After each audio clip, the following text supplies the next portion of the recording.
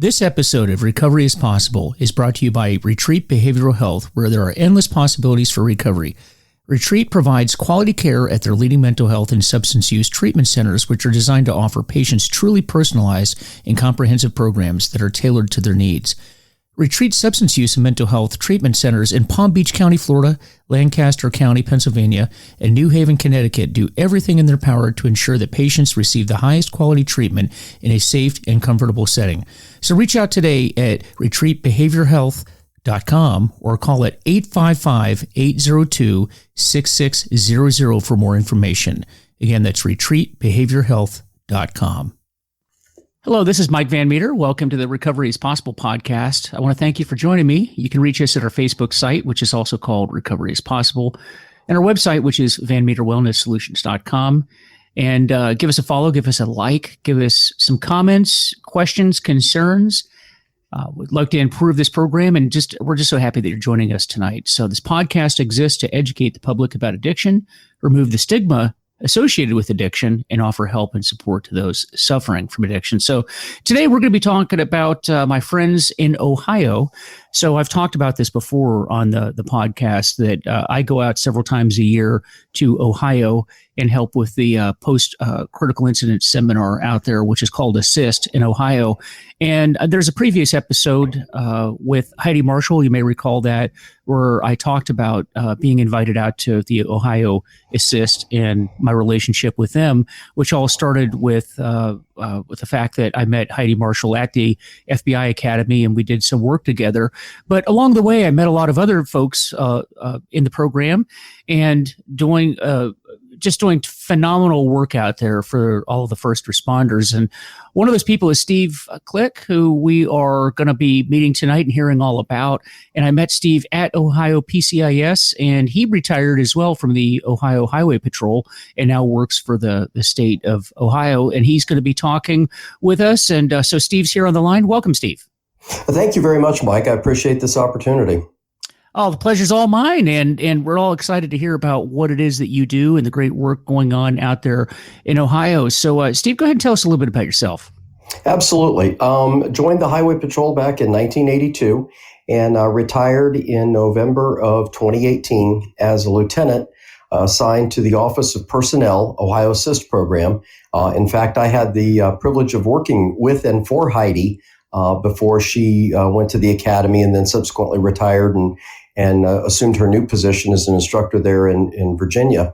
My position with the Ohio ASSIST program was great. It gave me the opportunity to, again, meet wonderful folks like you and Lily and a bunch of folks from across the country. We partnered with 10 other states at that time, and I got the opportunity to go to many of those states and share their experience at their post-critical incident seminars, steal a bunch of great ideas that those folks have had. Some of those folks have been doing it for quite a while. And for instance, the state of South Carolina has been holding these seminars, and that's where they originated since the year 2000. And so they've really got it down to a science and had a great opportunity to spend time with them. Ran the Ohio ASSIST program here in Ohio until my retirement, at which time I was asked to come on board with the Ohio Department of Mental Health and Addiction Services. Now, our partnership with OMAS had started about 2018, early 18, late 17, and they were interested in bringing on a first responder. They recognized the fact that Ohio's first responders really didn't have a representative or anybody advocating for them with Ohio Mental Health and Addiction Services. And those folks have been extremely great and very supportive of police, fire, EMS, corrections, dispatch here in the state of Ohio. But they felt that they needed to bring somebody on board that actually spoke that language. It's really funny. My boss is the trauma-informed care coordinator for the state of Ohio. And he says that he tells the story that he can go in and talk to a group of officers or firefighters or whoever, and they're very polite, and they're very courteous, and they just dismiss him as soon as he's out of the room. He said Steve goes in and he just starts barking at him in that cop voice, and everybody listens and pays attention and interacts and answers him back. And I just kind of think it's kind of funny that he recognizes that cops want to talk to cops and first responders want to talk to first responders, and that's given me a great opportunity. With OMAS, I've been able to travel around the state. Of course, that kind of got put on hold here in March, so we've had to go virtual. But prior to that, I got to travel around the state 2 to 3 days a week. I was going out and speaking to police agencies, fire agencies, EMS, addiction mental health boards, mental health recovery boards, children's services, you name it. Anybody that we got a chance to go talk to, we took that opportunity. Even got to sleep in a firehouse one night, which was kind of a unique opportunity. But the idea is to help represent Ohio's 92,000 plus first responders. And that definition of first responder has continued to expand. Again, it's the traditional law enforcement, fire, EMS, corrections, dispatch. But we've also worked with some Ohio-based military, the Ohio Air Guard and the Ohio Army National Guard. We've worked with frontline nurses who have been on the front lines of battling the COVID pandemic. So we've got a chance to work with them. We've had a chance to work with some of the staff in our state hospitals, which are dealing with persons across the state of Ohio that have had mental issues and mental problems that they're able to assist with and provide them the treatment and care that they need. So we get an opportunity to work with a lot of people. In addition to that, I'm very fortunate in that I've worked with the Ohio Suicide Prevention Foundation on the first statewide Ohio Suicide Prevention Plan. And that plan specifically identifies first responders as an at-risk group to suicide.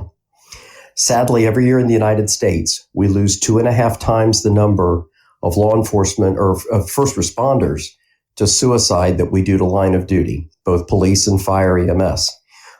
We don't have good statistics on dispatch, but we do know that we lose 2.5 times the number of police, fire, and EMS to suicide as to line of duty. So being identified as an at-risk group, the Ohio Suicide Prevention Foundation requested that I be a part of that planning committee and the implementation committee for their suicide prevention plan. I also have the opportunity to work with the OMAS leadership in providing guidance and insight into the culture of first responders. And recently I was given the opportunity to speak to Ohio's Governor Mike DeWine after we'd had a couple of law enforcement suicides here in the state of Ohio. And he was concerned, and he convened a meeting of OMAS staff and some other policy makers within state government. And I was given the opportunity to represent first responders in that meeting with the governor. So we're getting an opportunity to do a lot of exciting things. We're partnering with the Ohio State University and looking at how we can benefit and provide services to first responder families, both children and spouses.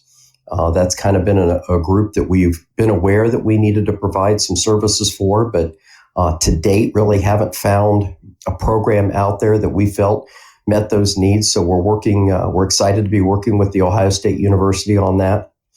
OMAS also partnered with the Ohio State University on creating the First Responder app, an app that we have available on the phones to Ohio first responders. It's completely free of charge.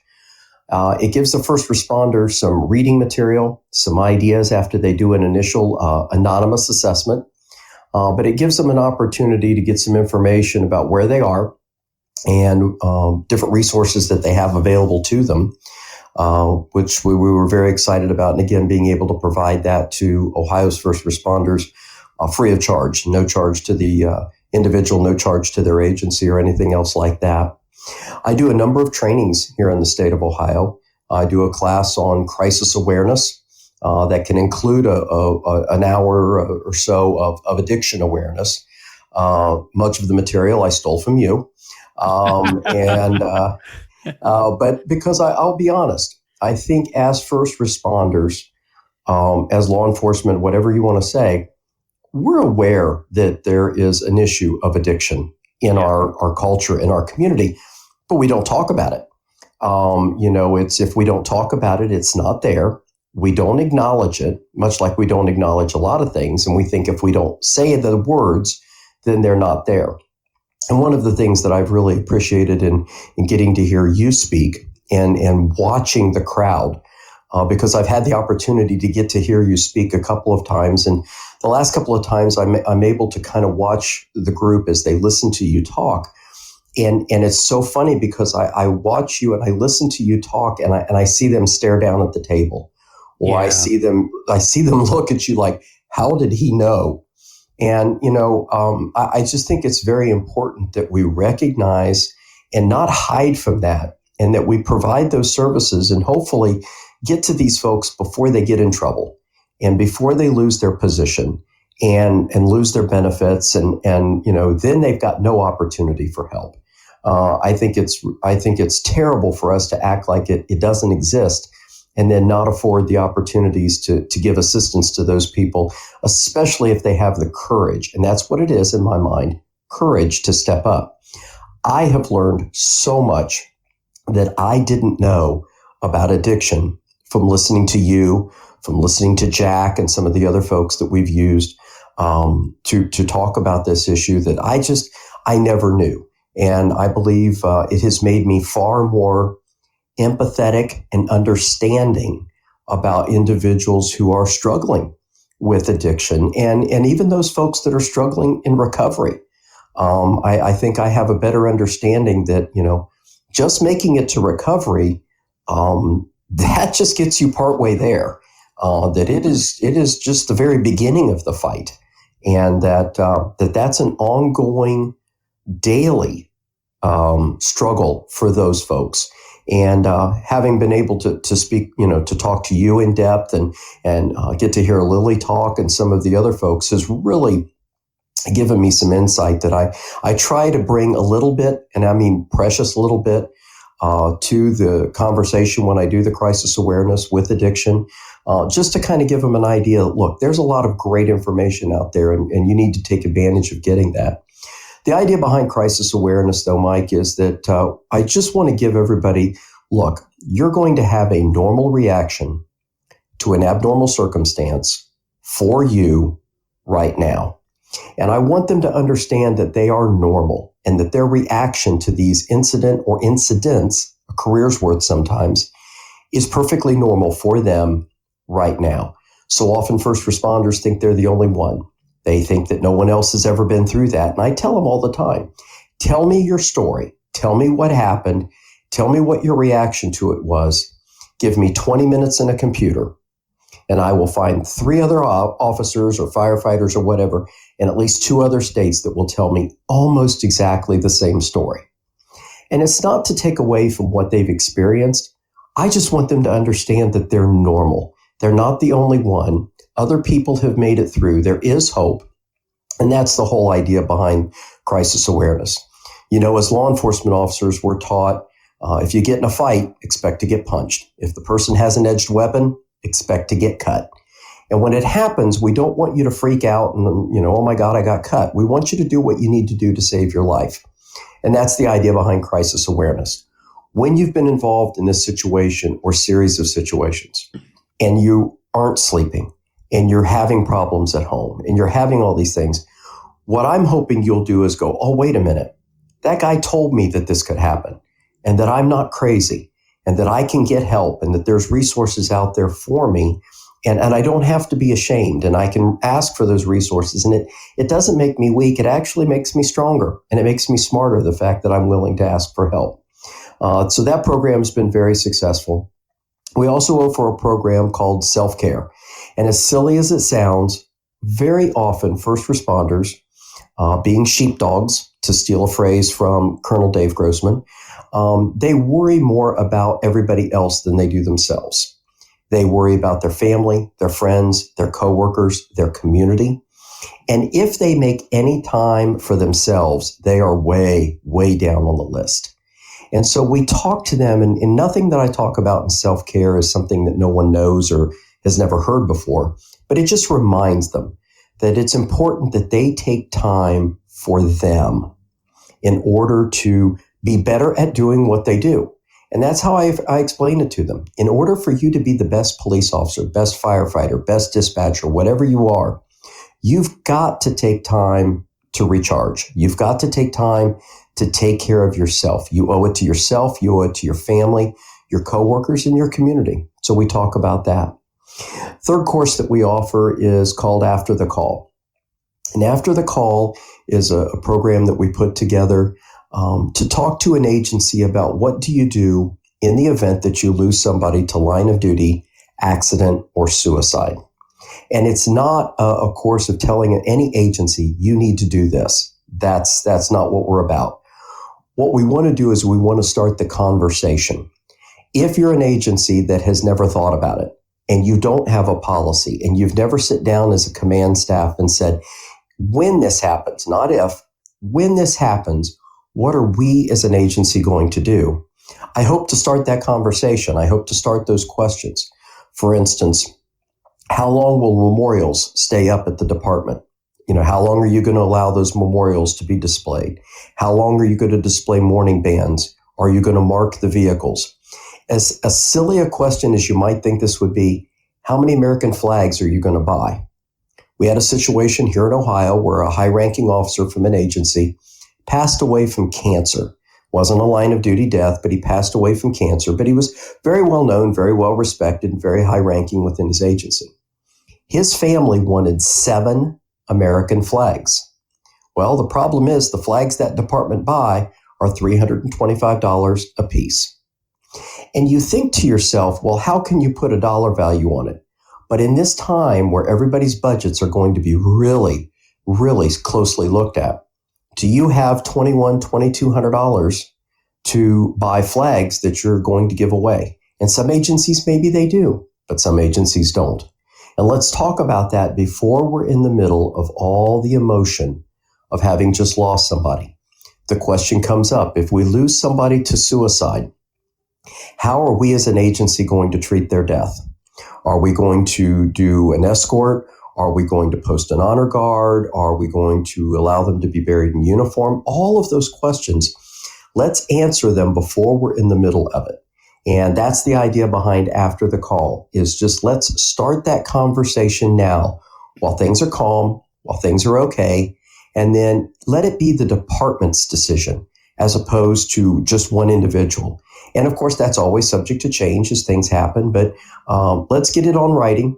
Let's get it down so that if something happens, and heaven forbid it happens to the chief executive, make sure the second, third, and fourth in command know where to find that information so that they can, not have to worry about making all those decisions while they're trying to struggle with the emotional loss of having lost somebody. The fourth course that we offer right now is called QPR. It's Question, Persuade, and Refer. It is a national-based suicide education, awareness, and prevention program. I'm a certified QPR instructor from the QPR Institute. It's been used all over the country. They have modules for education, healthcare workers, public safety. They have a number of modules for different programs, and we do offer that program as well. The last program that I offer right now, and I'm in the process of vetting this out. Mike, again, I really appreciate and added some of the things, suggestions that you gave me about this. It's a program that we're putting together for retirees, those that are approaching retirement, and maybe those that just recently retired. And to answer some of the questions about what life is going to be like on the other side of the scene tape. Once you no longer have initials or rank in front of your name, what are some of the things that you need to think about as you're approaching that point? And what are some of the things that you need to think about as soon as you make that decision and that day comes? And, we all think about retirement. We all plan for retirement. Oh, it's going to be great. And I'm going to hang out all day and I'm going to go ride my motorcycle and I'm going to fish and I'm going to do and I'm going to do. And then that day comes. And all that sounds really good, but is that enough to fulfill your purpose? For the most of your adult life, you've had a purpose. You've had a mission. Now, what is your purpose? What is your mission going to be? And it can be something totally new, and that's great. We hope that you find that passion that gets you up in the morning.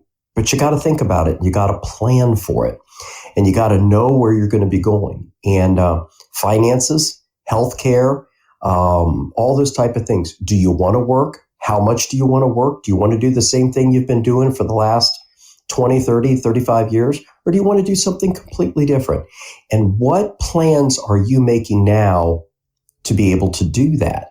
So we're getting that program finally vetted out, and I'm finishing up the presentation on that. We'll get some final vetting on that, and then we'll make that available to agencies here in the state of Ohio. All of our trainings are completely free of charge to the agency and any individuals that attend. And like I said, right now I'm doing everything virtually. I certainly hope that I can get back to being able to see folks in person. I far prefer that to sitting in my desk chair talking to my laptop. As Heidi will tell you, she used to make fun of me because she would make me say how many steps I had on my Fitbit before I would start to teach, and she would have me report how many steps I had when I was done teaching.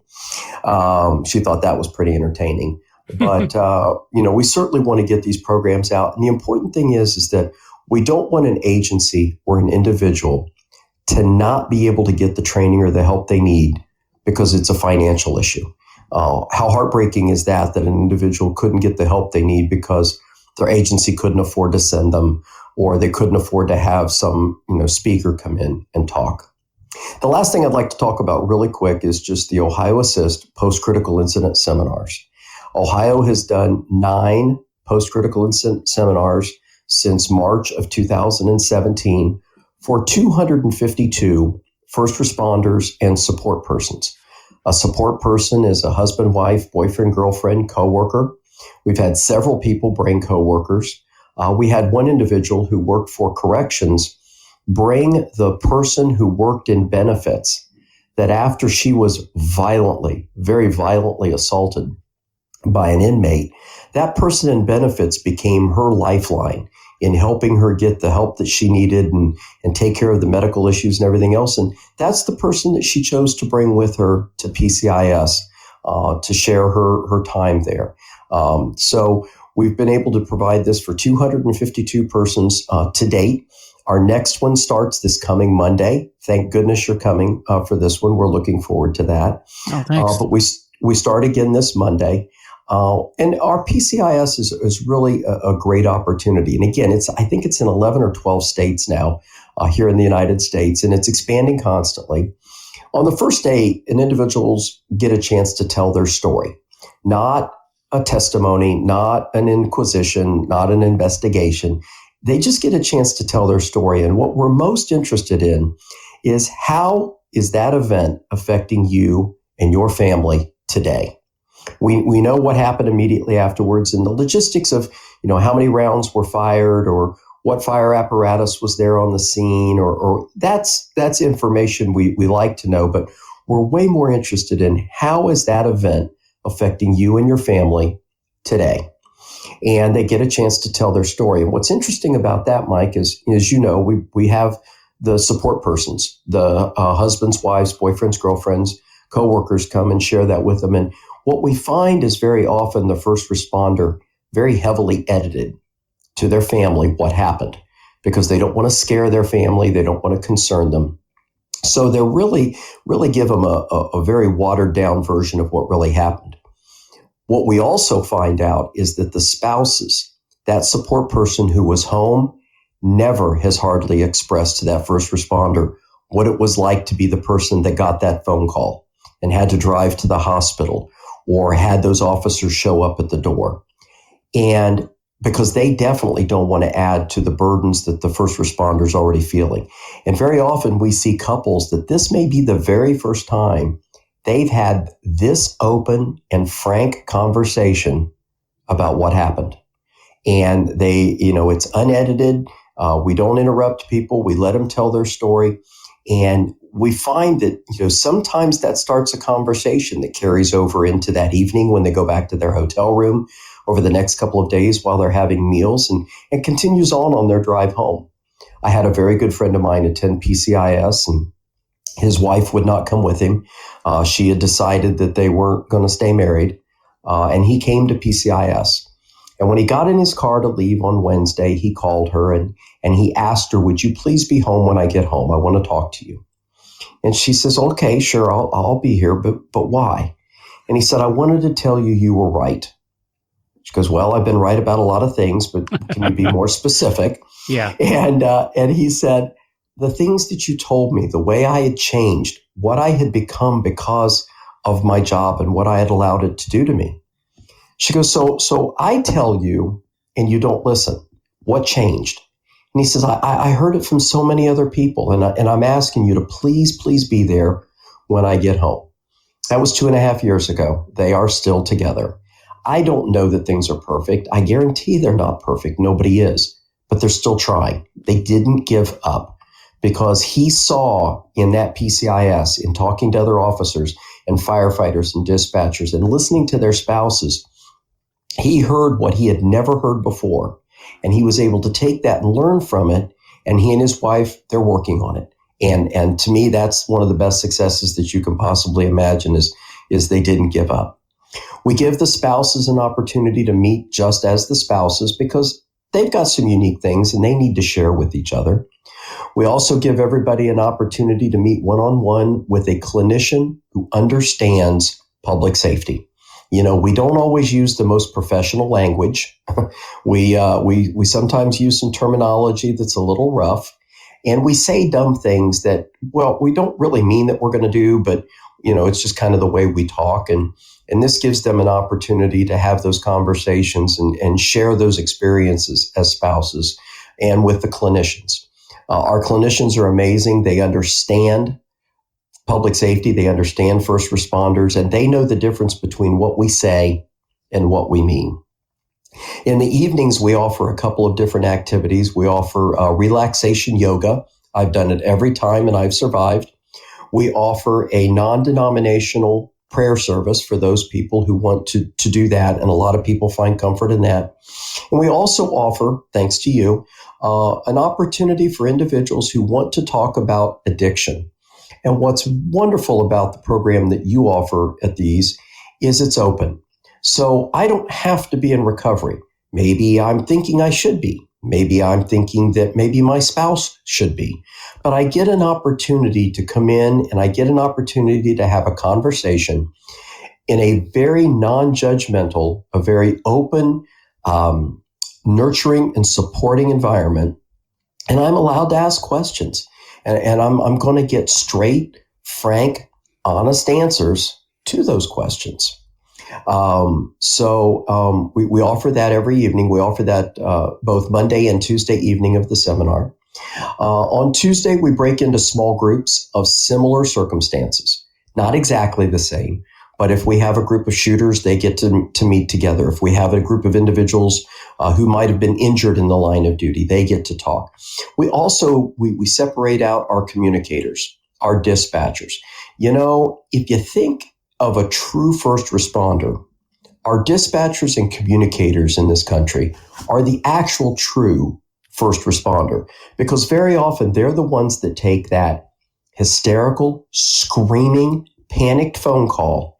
And from that, they have to pull out the information that they need to safely dispatch police, fire, EMS, to respond to those situations. So they're the actual ones that get the first call. Law enforcement, you know, police and fire and EMS, we kind of get the second and third call. So we allow our dispatchers to split off. So everybody gets to break into small groups. We talk about addiction. We talk about relationships. Relationships being extremely important. We have some dynamic couples that talk about where they were and what this job had done to them and where they were then and where they are now, that they're still a work in progress. We have one of the most amazing speakers in Reverend Richard Ellsworth. Reverend Ellsworth is the division chaplain for the Highway Patrol and for Ohio Assist. He is 95 years young this past July. He served his country in the Second World War. He's an engineer by education, and he's been in the clergy for about 70 years. And Reverend Ellsworth comes up and he talks about the ministry of presence. The importance is just being there for each other.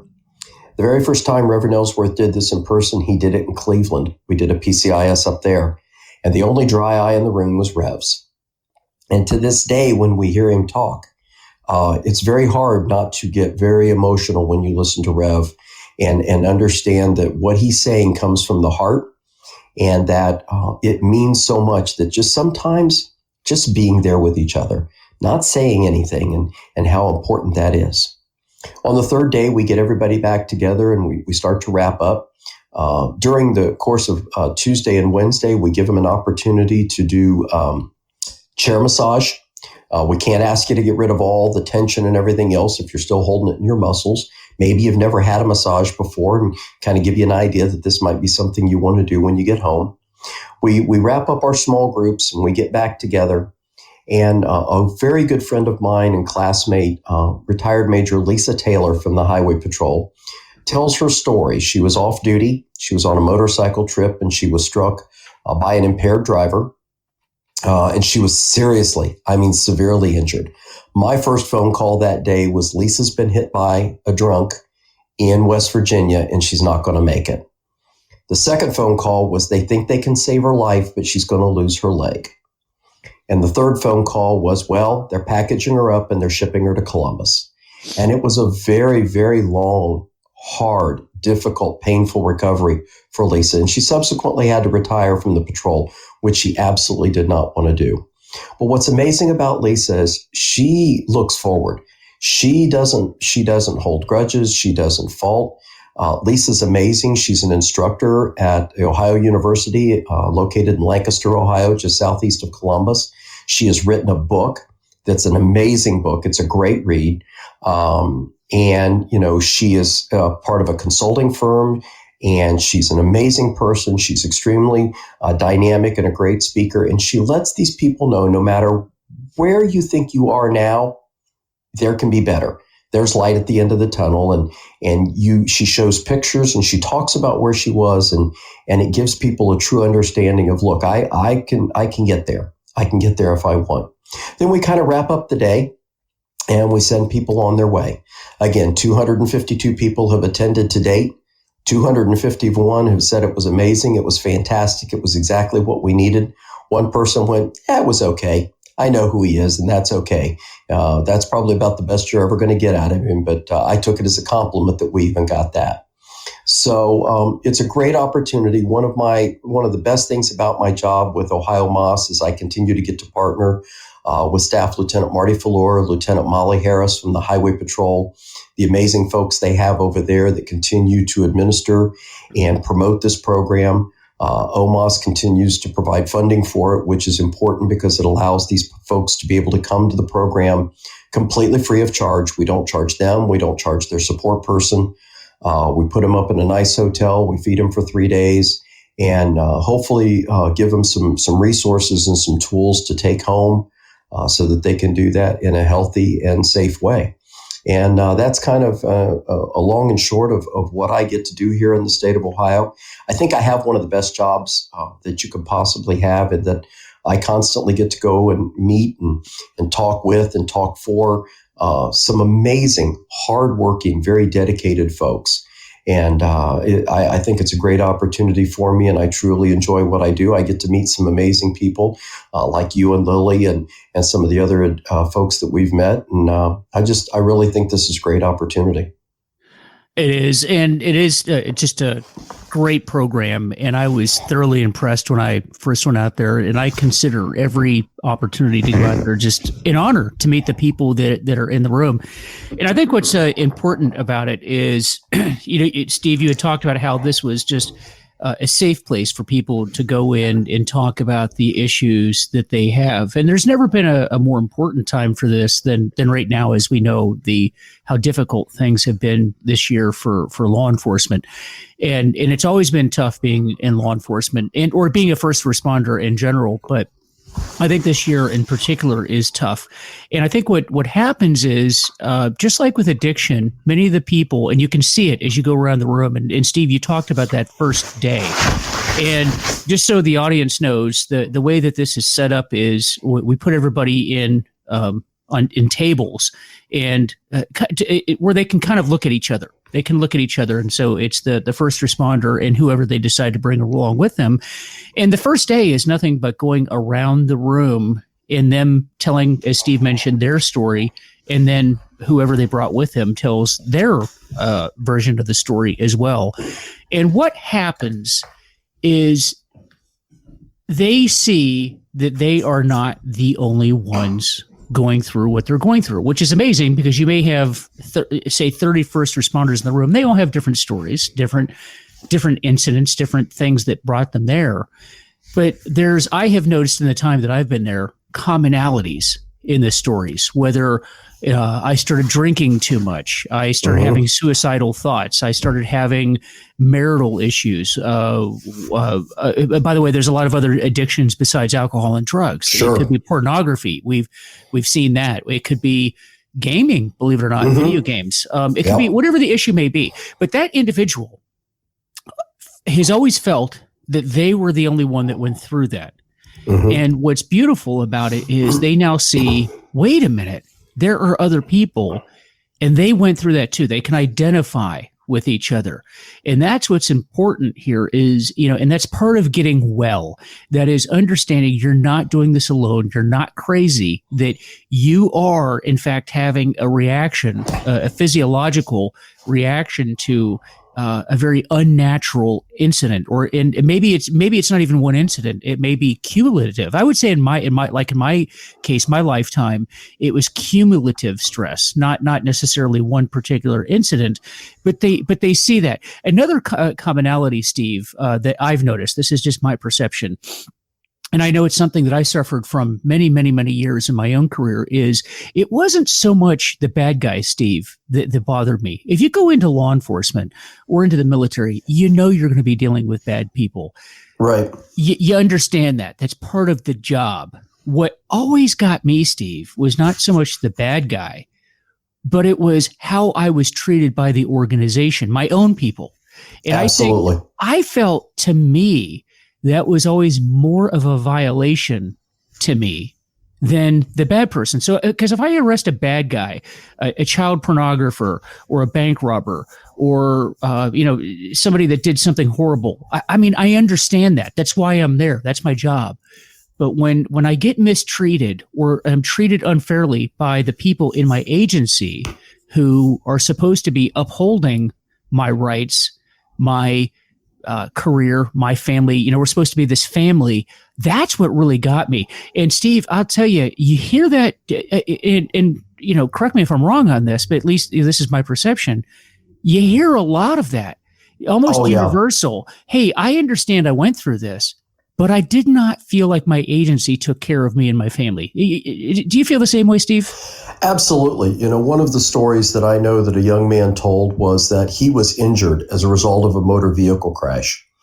And the command staff, it was a bad winter night, and the command staff of his department was notified that he had been seriously injured, and they weren't sure at first he was going to make it. And that individual started towards the hospital, and then they called back and said, no, it's not as bad as we initially thought. He's going to make it, but he's hurt. And that member of his command staff turned his car around and went home. And that was many years ago. And to this day, that is a far more injurious act to that young man than his injury, than the loss of his career, than anything. He gets so emotional when he talks about that one individual who turned his car around and went home instead of coming on to the hospital.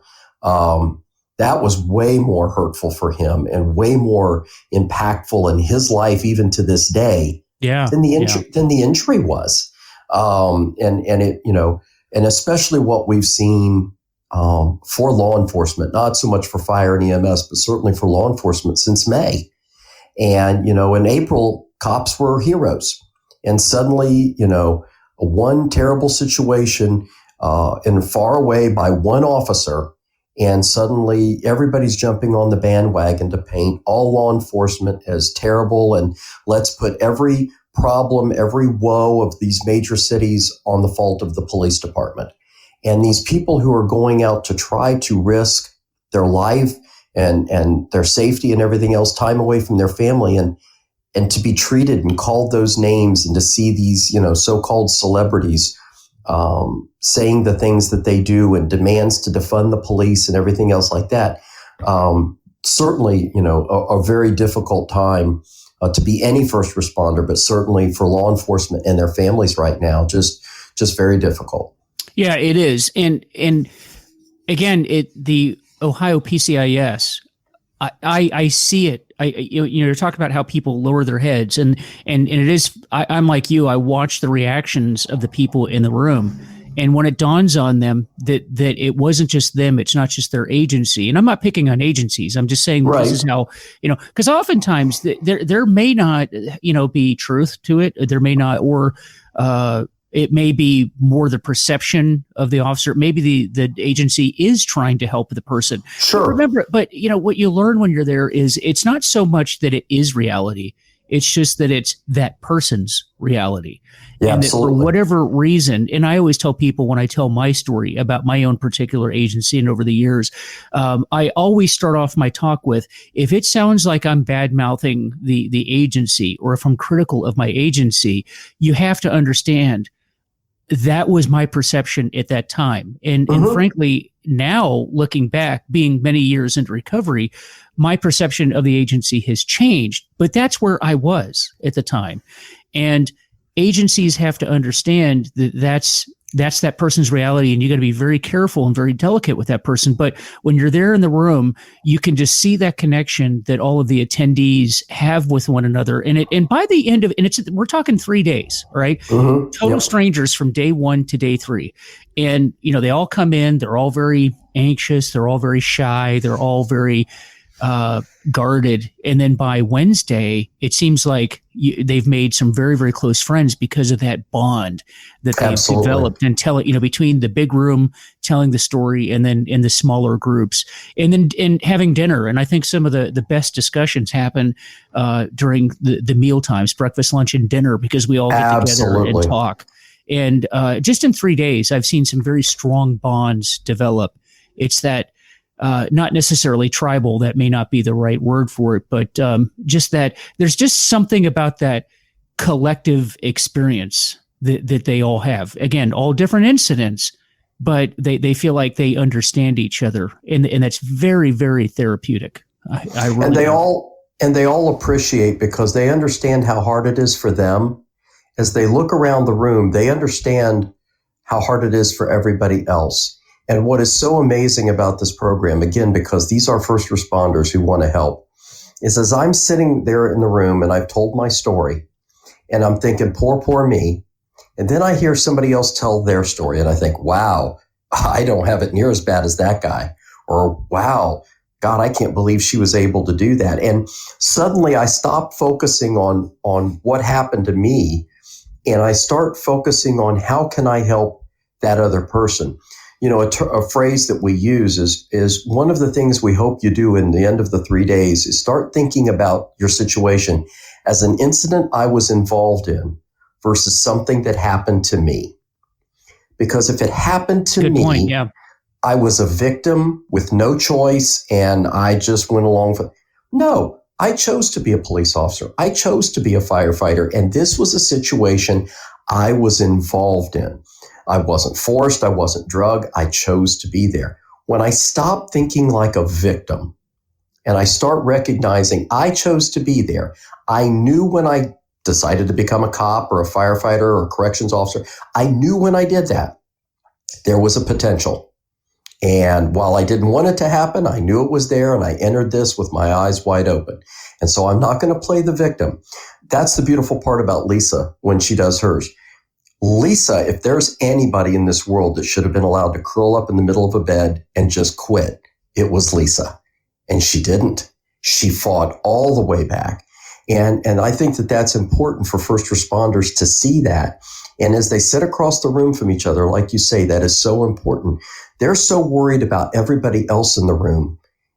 They stop thinking so much of themselves as a victim, and they start thinking, how can I help that guy? How can I help that girl? And like you say, Mike, some of the absolute most amazing work gets done in the hallways in the evening when everybody's just sitting around talking and sharing stories, and some amazing bonds and friendship develop at PCIS that carry over way after folks leave. Oh yeah, it does. And hearing those stories, it does. And I think that's one of the secrets to recovery. Those of you in the audience that are listening right now know that in recovery, the secret is by helping you by helping you through your pain, I help myself probably more than I help you. And it's always getting out of your head and realizing that we have our struggles, but other people have their struggles too. And as long as I'm helping you with your struggle, then I am less focused on my struggle. Meaning being in my head is not a real, my head's not a real good place to be, Steve. I can tell you that. You don't want to be in my head. I don't want to be in my head.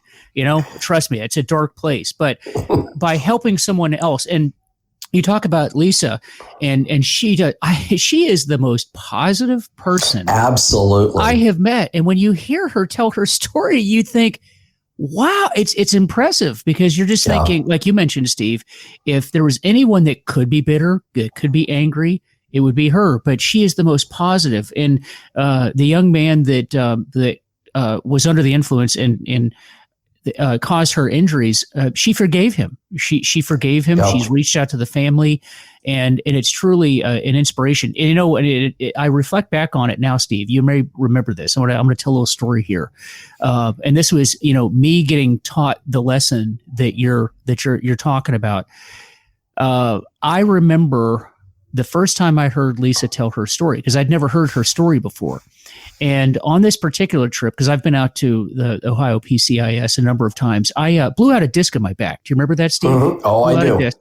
And just so the audience, I won't go through the whole story, but the bottom line is I ruptured a disc, blew my back out, very, very painful. I was an extreme. I really had no business going on that trip out to Ohio, but I was there, and I went, and the 3 days I'm just in pain. I mean, in pain. And by the end of the 3 days, I was just, woe is me, and this sucks, and why me? I was kind of angry about it, because it was like, like many first responders, I'm like, well, this is encroaching upon my ability to do what I want to do, run, work out, just do what I want to do. And I was starting to feel sorry for myself.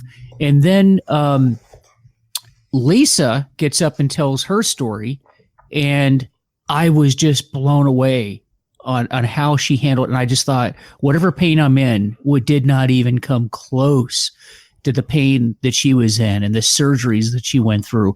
And all the while, she was just so positive about it. And on that particular trip, in that particular PCIS, there was also another young man that was involved in an accident, a horrific accident, and was in all kinds of, I think he broke nearly every bone in his body and was in all kinds of pain for a very, very long time. In fact, he was still in pain even when we were going through the PCIS, but it was a horrific accident. And I won't disclose any more about that particular individual, but it was bad, the injuries that this young man sustained. And he was a young man too. And I just remember hearing his story, and he too was just, it was almost like, yeah, I wouldn't change what I did. Right. I'm happy. I'm content with all of the lifelong damage he was going to have to his body and the lifelong pain. And he was just so positive about it. I was so impressed. And it made me take a hard look at myself and have gratitude for, what I had and what I was doing. And for the time that I heard the stories, I forgot about my own problems, and I started empathizing with their problems and thinking about, what can I do for these individuals? So it's very powerful. It gets you to think about others around you. So it's a very powerful program. Yeah, it is. It's just absolutely amazing. When I tell people, and Mike, you've seen it, when I tell people that PCIS saves lives, that's not dramatic. That's not hyperbole. That's not, sales. That is a simple fact that I know there are people who are here today that would not be had they not attended a PCIS either in Ohio or one of the many partner states and the programs that folks are still putting together. PCIS absolutely saves lives, and it saves marriages, and it certainly saves careers. It's just an amazing process. Yeah, it is. I really look forward to getting back out there to see you guys. And so what does the future hold? So we're in the midst of this pandemic, and we are going to be meeting live next week. So what are the plans for the next year, would you say? Or what in the immediate future? Sure. Right now, like all of the training that I'm doing is all being done virtually. We're hoping that at some point, whether it's through obviously medical interventions, whether it's through vaccines, treatments, and so forth. At some point, we can get back to being able to do things in person. But the reality is this, we talk about new normals and people hate that phrase. But what I try to explain to people is the word new just means different. It doesn't always mean good, and it certainly doesn't always mean bad. So as we move forward, we'll probably continue to do some trainings virtually because it's given us an opportunity sometimes that, folks can join us, that they don't have to drive, that they couldn't drive, necessarily come to an in-person training. So we'll continue to probably do some sort of hybrid as we continue to move forward and we're able to meet in person. The State Patrol, Lieutenant Harris has worked very hard at providing a plan that she has vetted through the Department of Health for our PCIS next week in order that we can provide the absolute safest program possible. This year we had to postpone two PCISs, and that broke our heart because we know that there was people who were looking forward and needed this program, and we had to cancel two PCISs this year. That's why we were so adamant that we continue to be able to do the one here next week and then the follow-up one at the very end of November, first part of December, because we just know that it's very vital that we get that opportunity out there for first responders. So at some point, we're hoping to go back to the original model, but at least in the short term, like the other states, we're still able to provide some resources and be able to provide folks with a very beneficial and good opportunity and keep them just as safe as we can while maintaining all the safeguards that the medical and the health folks say that we need to do. I'm very honored that, to be working with Molly and all the work that she's done in making sure that this is just as safe as it possibly can be for everybody that's there. Understanding that every day they're out in the community, we know that, but we certainly don't want to increase their risk by bringing them down to something. So we'll be taking all the safeguards we can. And as we continue to move forward, we'll just continue to follow the recommendations and hopefully we can get back here in the foreseeable future to some sort of in-person programs with maybe continuing with the virtual as a side piece to those things. Our programs, we're going to continue to provide the trainings. I'm actually booking out. I've got stuff booked well into next year. I was looking at my calendar this afternoon. I've got things booked out well into next year. A lot of programs that we were going to do this year have been moved to next year. So we're excited about the opportunity to make up and get a chance to talk to those folks. So continuing to provide all the training we can, all of the talks we can, connections between public safety agencies and mental health, continuing to promote mental health for first responders. I'm excited about the number of administrators and chief executives that are understanding and supporting the ideas and the concepts of taking care of their folks. We've got a department here in Ohio, Mike, that every year or every 2 years, whenever they go in for their physical, there's a mental health component. Oh, wow. And okay. Every single person from the chief to the newest officer gets a chance for a one-on-one with a clinician. Now, they can go in and talk about the Buckeyes game, or they can go in and talk about whatever they need to talk about. But nobody thinks twice about it because everybody makes a pass through the office. And, no one talks about, the clinician maintains that confidentiality. What a progressive chief. He's making an investment in his people. The Columbus, Ohio Police Department has a wellness bureau led by a commander, which is 3 down from the top. You've got a chief, a deputy chief, and then commander level, that they feel it's important. They've got 5 therapy dogs in the city of Columbus that they loan out to us and that they, go to different places and talk to different people and help them. So a lot of agencies are recognizing the importance, especially as we see an exodus from law enforcement. There's going to be a lot more importance on the folks that stay, keeping them healthy, physically and mentally, keeping them safe and keeping them wanting to do the job. And I think that a lot of administrators are recognizing that. And I'm excited about the fact that they're embracing whatever we can do to help them provide those services for their personnel. Wow. And you're so right. I mean, if there was ever a time for this type of service to the officers, it's right now. It really Absolutely. is. This is a tough time. It really is. And I'll just tell you, when it comes to addiction, when it comes to a suicide, when it comes to all the issues that we deal with, I am sure down the road somebody is going to be doing studies on this. Students that are doing PhD theses. People are going to study this period and understand that the damage that is being done to people in recovery, people that need help, people in the police profession, but not even just this profession, Steve, but across the nation.